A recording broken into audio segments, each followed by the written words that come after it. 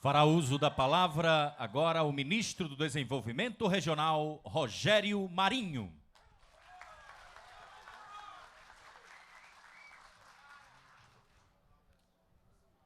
Bem, boa tarde a todos. Dizer da nossa alegria de estarmos de volta aqui a Jati. Essa é a terceira vez nesse governo. Veja que o ministro do Desenvolvimento Regional já andou muito por aqui. Vim aqui na chegada das águas do São Francisco com o nosso presidente Bolsonaro.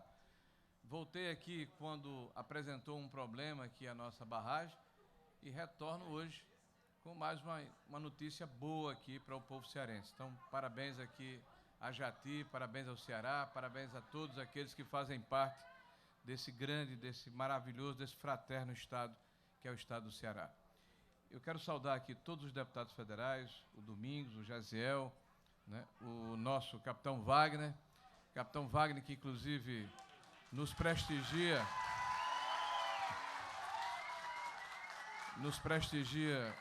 com a sua fala, que nos dá uma enorme responsabilidade. Obrigado, capitão Wagner, pela sua gentileza.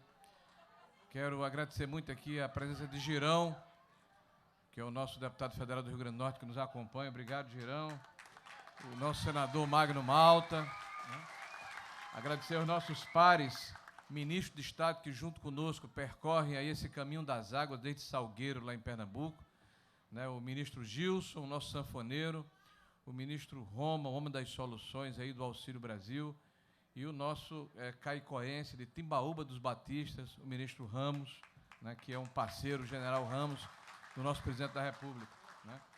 Quero saudar os deputados estaduais, a nossa equipe, a prefeita de Jati, né, o Carmelo, que aqui está, enfim, todos, em especial a população aqui do Ceará, que vem nos prestigiar. Presidente, primeiro é importante que se diga, e ao aproveitar as oportunidades para fazer isso, que este governo está fazendo em 3 anos o que não foi feito durante mais de 16 anos. Eu diria o que não foi feito durante mais de 170 anos, porque o sonho da transposição do São Francisco nasce aqui no Ceará. Olha o que eu vou dizer, meus amigos cearenses.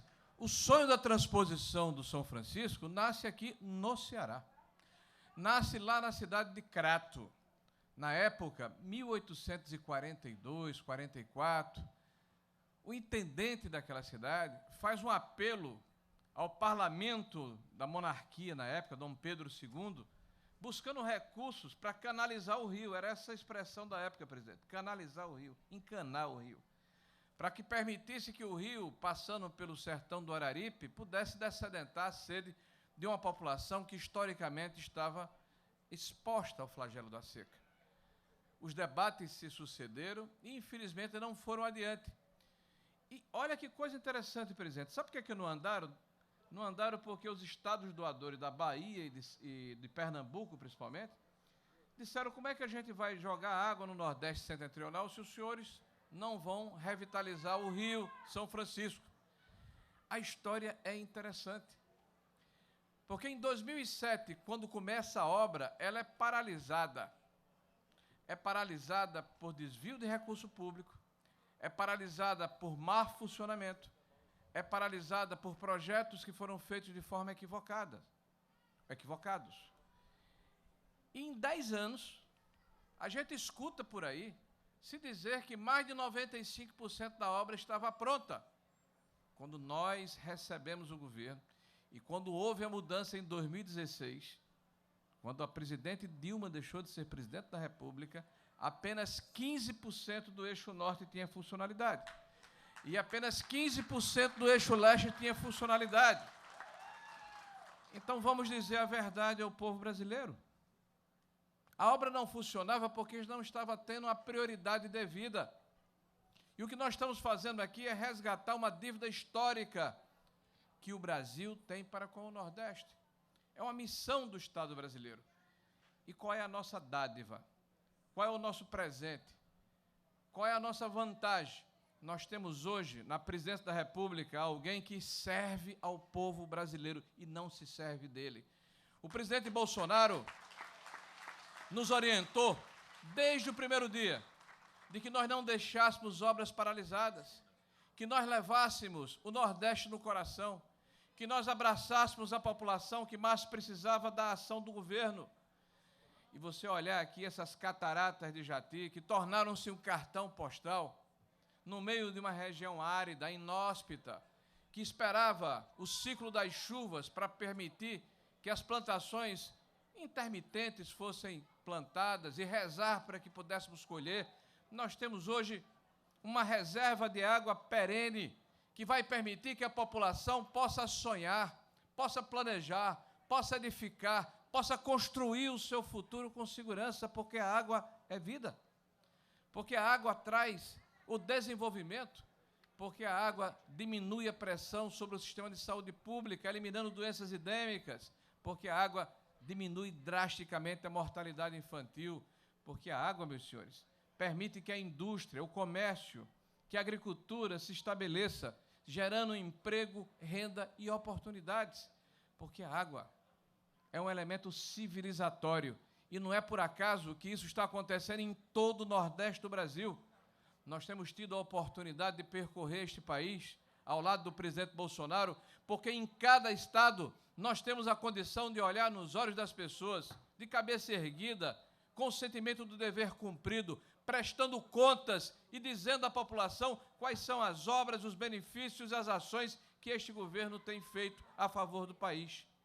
Da Bahia, do nosso ministro João Roma, ao Sergipe, historicamente tão falado, Alagoas, Ceará, Pernambuco, Rio Grande do Norte, Piauí, Maranhão e o nosso Ceará. Em cada um desses estados há a marca do governo do presidente, e uma marca efetiva, não do discurso, não da palavra fácil, não da propaganda, mas da concretude de um governo empreendedor que realiza, que faz, que executa, até porque, e é importante que isso fique na cabeça das pessoas que hoje estão aqui e que possa ser transmitido para aqueles que aqui não vieram. Nós estamos vivendo um momento diferente, um tempo novo, um momento em que o Brasil passa, de fato, através do Estado brasileiro, a servir a população.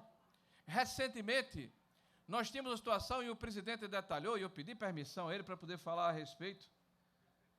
Ele deu como exemplo a Petrobras, meu amigo capitão Wagner, que na transição de 2016 apresentava uma dívida bruta de 900 bilhões. Deu como exemplo o BNDES, que apresentava um prejuízo de 500 bilhões de reais. Se você somar os dois, dá 1 trilhão e 400 bilhões de recursos desviados, de projetos mal feitos, de ações deletérias contra o Estado brasileiro, mas, sobretudo, contra o povo brasileiro. Houve, em um determinado momento desse país, um grupo que se apoderou do Estado para se locupletar, para servir os seus companheiros, mas isso acabou. A mamata acabou, porque agora chegou no governo o presidente Bolsonaro. E quando fazemos, como o presidente fez uma comparação, esta obra, uma obra monumental, que começa em 2007, com a promessa de ser realizada na sua concretude em 2012, por 4 bilhões de reais. Depois é reestimada e reaprazada para 2015, por 8 bilhões de reais. A obra já está em 14 bilhões de reais. E nós tivemos a aventura de ter um presidente que tomou a pulso e determinou aos seus ministros e aos seus auxiliares: vamos fazer, vamos executar. Compare 14 bilhões de reais, compare 14 bilhões de reais com o desvio e com o desperdício de 1 trilhão e 400 bilhões. O que poderia ser esse Brasil se nós tivéssemos outros governantes em tempos idos? Eu fiz uma comparação, mas é importante que a gente tenha isso na cabeça. Nesses 14 anos que este governo passou, esse governo passado, a gente viu muita obra pública de grande calado, de grande vulto sendo feita. Obras como aeroportos, como portos, como obras de infraestrutura, de saneamento básico, de hidrelétrica, obras que começaram e terminaram, mas na Venezuela, em Cuba, em Moçambique, na Nicarágua, usando o dinheiro do brasileiro para fazer obras em países que tinham afinidade ideológica com o governante de ocasião. E o pior, os empréstimos feitos sequer estão sendo pagos, e quem está pagando a conta é o brasileiro, é a brasileira, é o dono de casa, a dona de casa, é o cidadão comum, porque Cuba, por exemplo, nos deu como uma espécie de garantia pelo seu empréstimo charutos. Imagine você ir a um banco e dizer, eu quero dinheiro emprestado. Qual é a sua garantia? Não, vou dar um cigarro de palha. Certamente o gerente não vai aceitar, a não ser que seja seu amigo, a não ser que seja seu comparsa, seu companheiro, a não ser que ele esteja assaltando a instituição que ele gerencia, como assaltar o Brasil, e esse tempo acabou e não vai voltar. Por isso que viemos aqui. Viemos aqui para reafirmarmos o nosso compromisso com o Nordeste brasileiro, para resgatarmos uma dívida para com uma região que historicamente tem sido esquecida, tem sido lembrada nos discursos, mas não com ação de governo. É muito cômodo, é muito confortável permitir que a miséria se estabeleça para que as pessoas fiquem dependendo dos coronéis de ocasião. Este governo não. Esse governo propicia os instrumentos e as ferramentas para que a população, com o suor do seu rosto, possa prover o sustento das suas famílias, porque isso é dignidade.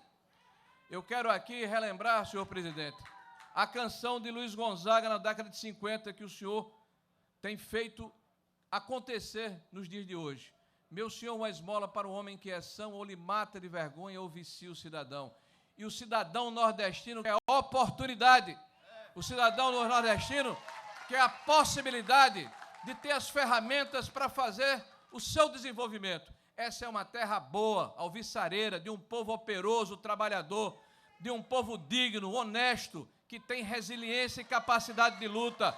E por isso mesmo, o presidente da República tem nos seus quadros, e aqui estão alguns, vários ministros do Nordeste brasileiro. Aqui está Gilson, esse pernambucano arretado.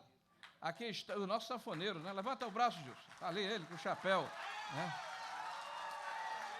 Aqui está João Roma, o nosso baiano aqui do Auxílio Emergencial Brasil, né? Aqui está o nosso general Ramos aqui, que também é de Caicó, de Timbaúba dos Batistas. Aqui estou eu, norte rio-grandense, nordestino, potiguar, brasileiro, com muito orgulho e grato ao presidente da República pelo momento que estamos vivendo, porque ele nos deu a oportunidade e o privilégio de sermos ministro do Brasil no momento em que estamos passando e fazendo parte dessa história de transformação, de redenção. Nos 200 anos da independência do Brasil, finalmente, o Nordeste começa a ser também independente. Viva o Brasil! Viva o Nordeste brasileiro! Viva o povo brasileiro! Viva o presidente Jair Messias Bolsonaro!